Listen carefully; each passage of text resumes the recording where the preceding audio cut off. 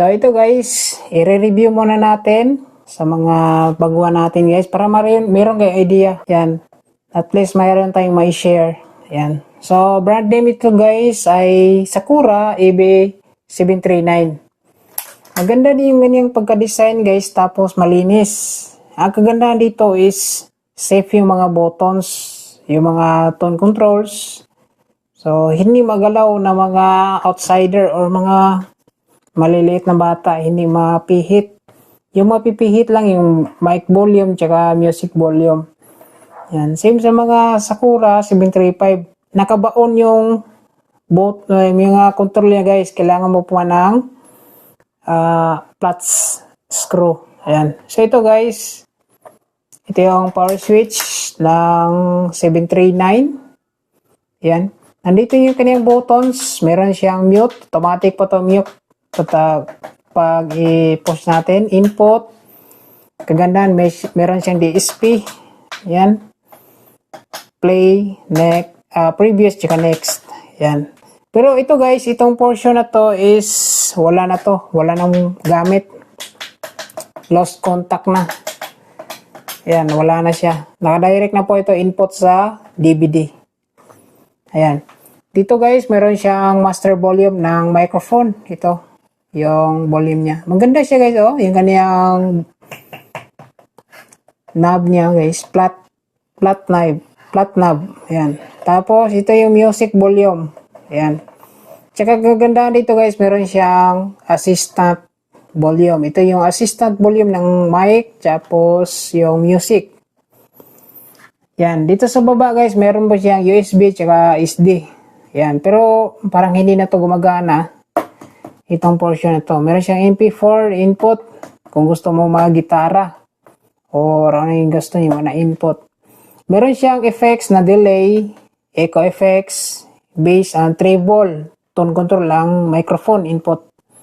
So kagandahan guys, meron siyang 3 microphone inputs. Yan, mic 1, 2 and 3.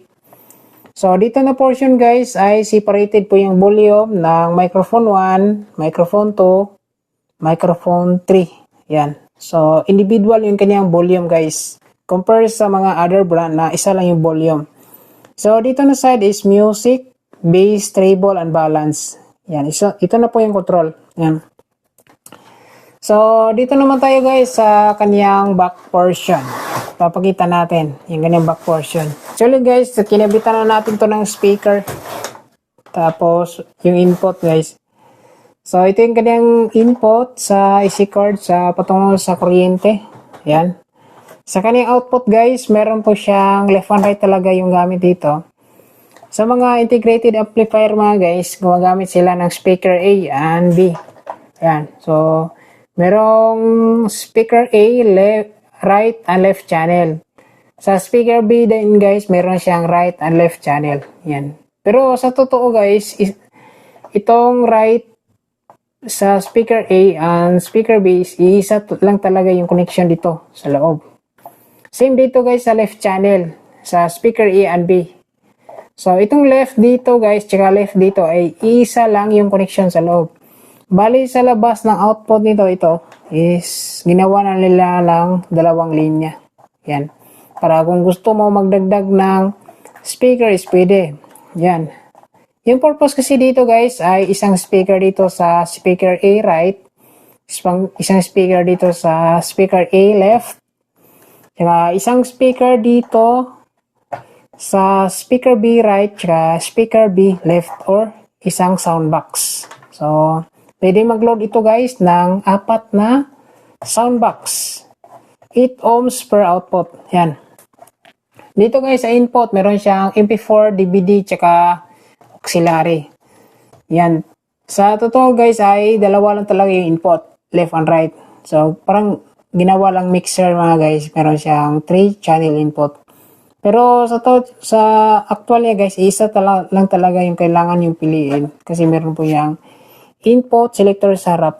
Yan. Tapos meron siyang level input sa auxiliary. Meron din siyang audio output guys. Pag gusto mo mag-connect sa other amplifier. Yan, ito yung nakalagay dito guys. Max power niya is 750 watts. Times 2 with 8 ohms. Tapos, 1,400 watts naman guys, times 2, tsaka 4 ohms. Yan.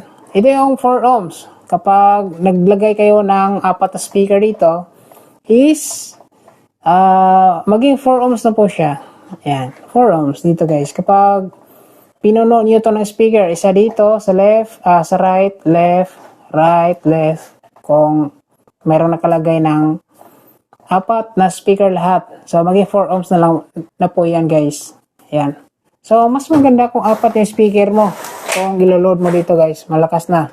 Sa output naman, yung transformer sa output, ito. Sa mga unang model is, yung mga Sakura is pure copper. Yan. Hindi na kailangan makipag kupinisya siya iba. Kasi pure copper naman, mga Sakura guys. Mga old model. Ito. Yung supply niya is 20 volts sa primary. Sa secondary is 44 volts 0.5. Nagsusupply sa amplifier. So, kalmado lang yung amplifier. Ayan. Tapos, 16 volt, 16 volts sa kanyang preamp. Ayan. Yan yung kanyang transformer. Sa output guys, meron siyang 2 pairs na transistor. Dito sa left, meron siyang 2 pairs. Ito, 4. Pagsamahin, 4 pieces. Sa right, dito na side, 4 pieces power transistors. Yan, 2 pairs. Dalawang NPN, dalawang PNP na transistors. Ayan. Dito naman tayo sa mga problema.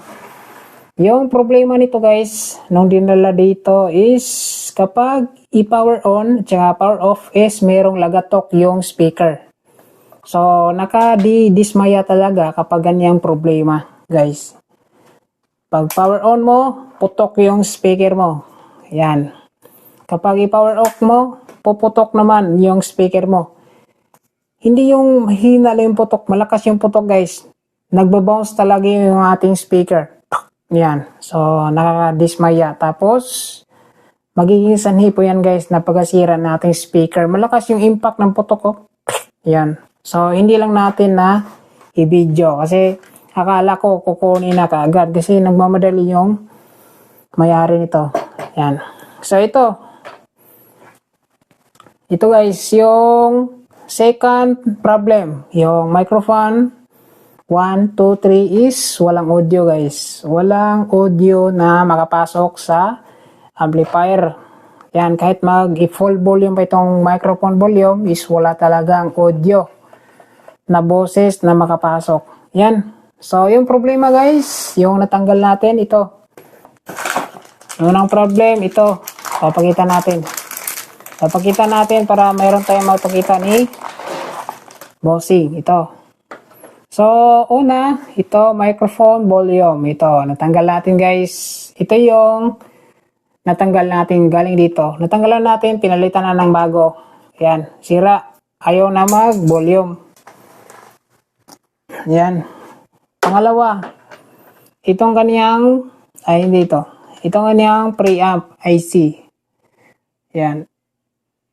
Value ito guys ay GRC 4558D. Yan. Dito sa kanyang preamp, sa kanyang microphone. Yan. Final preamp. Ito siya guys. Final preamp ito. Itong bagong pinalit natin. Oh. Yan. Makikita natin sariwa pa yung paa ng IC. Yan. Bago po yan. Dito yan natin natanggal. Tapos pangalawa guys, meron pa tayo natanggal. Dito sa kanyang pinaka preamp or tone control sa music. Yan, dito. Preamp na music, tinanggal natin. Ito guys. Dahil wala tayong pumalit nito is bypass lang natin. Naka-jumper lang tayo sa input tsaka output. Ito. Yung kanyang bass and treble guys ay hindi na gumagana. Wala na tong function. Kahit i-full volume natin yung bass tsaka treble is hindi na po siya gagalaw. Bali, naka 0 dB lang po ito. Yung kanyang tone control dito guys. Dahil wala na tong function. Kasi ito, tinanggal natin. Wala tayong pamalit. Tapos, pangalawa, itong preamp sa music. Pinaka-input dito guys. Pinalitan din natin. Yan. Kasi, wala talagang audio nakapasok. Yan. So ito, same value. GRC4558D. Dito yan guys, bago. Pinalit natin. Yan. Tapos, sa mainboard, meron tayong pinalitan, dalawang resistor na mga kinalawang. Ito guys. Ito, 15K. Dito po yan. Dito na kabilang channel. Tinanggal natin, pinalitan natin guys. Tapos, capacitor. Ito yung capacitor na original dito guys. Kasi kapag tayo magre-repair guys, kung anong makita natin na problema, pinapalitan natin. Para hindi na magbalik-balik yung customer natin guys. So ito, malapit na tumabuntis guys. Mababa na yung capacity. Ayan. Umaalog na yung kanyang laman. Ayan. Kahit anong oras, pwedeng magka-problema. Ito. Wala na to. So value sa original is 10,000 UF with 63 volts. Yan, dalawa. Pinalitan na natin ng bago. Yan. Yung pinalit natin is upgraded na po guys. Mataas yung voltahe. So value nito is 10,000 UF. 10,000 UF with 120 volts. Yan o. 10,000 UF with 120 volts. So malaki yung value na kinabit natin. Pang power up na. So kahit anong todo pa natin, kahit lumakas pa yung voltahe ng kuryente is hindi siya sisibak. Ayan. So ito, goods na to. Okay na yung lahat na item dito guys. Tapos, yung problema ng pag i-power on, pumutok. Kapag i-power off, puputok yung speaker. Yung dahilan yun guys ay dito sa blower. Kasi yung blower niya guys, dito, sinabay lang sa supply ng preamp. Yan, makikita natin dito sa kanyang transformer, wala siyang 12 volts para sa blower talaga. Yung sarili niyang voltahe guys, yung supply, sarili niyang supply, separated ba? Wala siyang sariling supply. Bale, dito lang siya nakasabay sa supply ng preamp. Yan. Kaya siya kapag i-power on, puputok, tapos power off, puputok. Yan. So, ginawa natin, nilagyan natin ng transformer na 12 volts. Siyempre, kapag merong separated transformer, kailangan din natin ng capacitor and diode. Para ma-filter natin guys, papunta dito sa DC blower, 12 volts. Yan. So, ito, goods na to. Paparinig natin guys.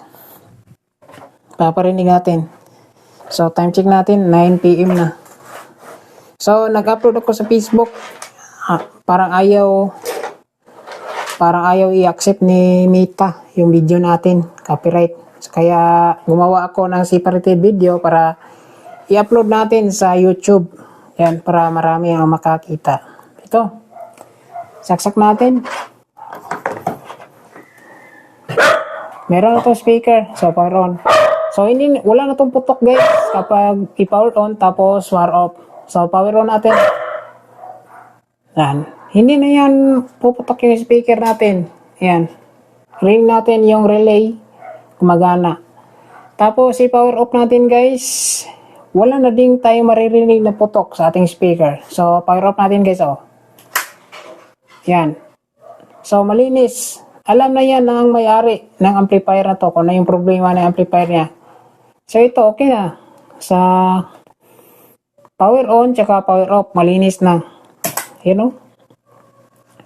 So dito naman tayo guys sa unang testing natin sa mic test. So meron tayong microphone dito guys. Yan.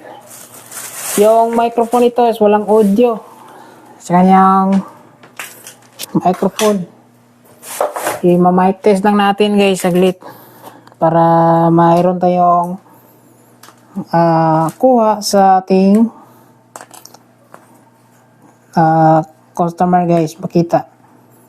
Yan, kawit ko muna. Yan. So, oops. Yung dulo guys, input. Check natin yung mic 1 tsaka patungo sa mic 3. Test natin guys oh. Yan, naka-volume na yun guys oh. Yan.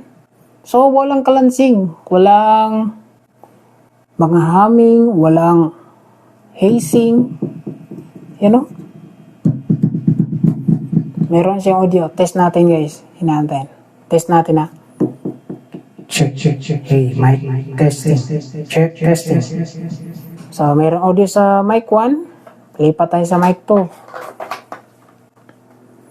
Malinis na yan. Check. Mic testing. So, okay na sa microphone 2. Microphone 3 guys. Test natin. Check. Hey, 1, 2. Check. Testing. Mic. Check.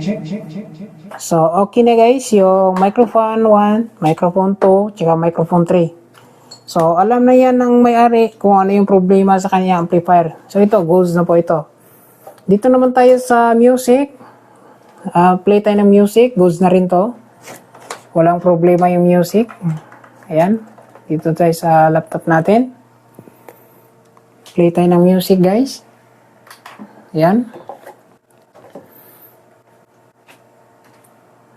So, dito tayo. Sa laptop tayo maka-input ngayon kasi lobad yung pang sound test natin na cellphone. Ayan. Dito tayo sa mga sound check guys. Iwas copyright. Ayan. Naka-off volume lang po yan. Dito tayo. Play tayo music. Hanap tayo ng music guys. Play tayo.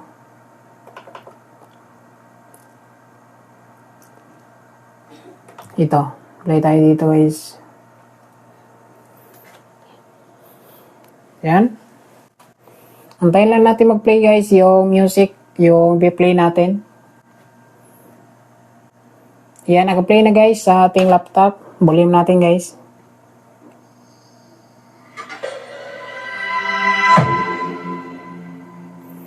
Ayan, meron na yung audio.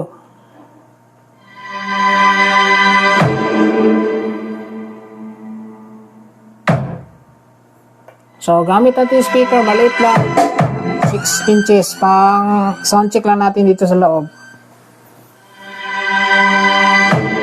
Ayan. So, meron na yung audio guys. Yung ayaw pa matanggal oh.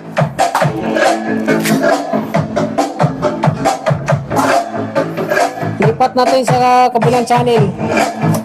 Titesting natin yung kabilang channel dito guys. Parinig natin ni bossing. Yan.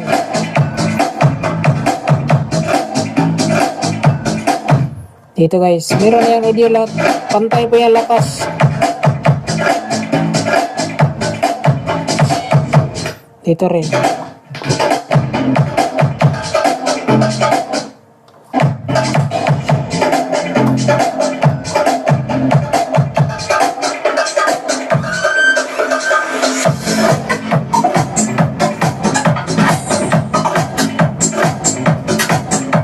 So, yan guys, meron na siyang audio. Yung audio niya is normal naman yan. Walang problema. Yan, yung problema lang talaga, main issue nito is kapag i-power on, off, is merong lagatok yung speaker. Tapos yung mic input, 1, 2, 3, is kahit saksakan ng microphone is walang audio. Yan. So, pagkita naman natin guys, yung mga sira. Tapos yung mga dinagdag natin, naka-upgrade pa yung capacitor. Tapos, meron tayong transformer, separated supply dito sa kanyang blower, guys. Yan. So, wala na siyang problema. Tsaka, goods na din yung kanyang microphone dito, guys. Sa kanyang audio outputs, o goods naman, walang problema, guys. Yan o.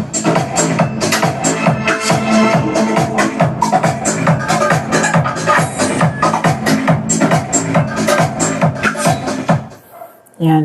So, overall guys, okay na itong item ni bossing. Yan, okay lang kahit kailan kunin.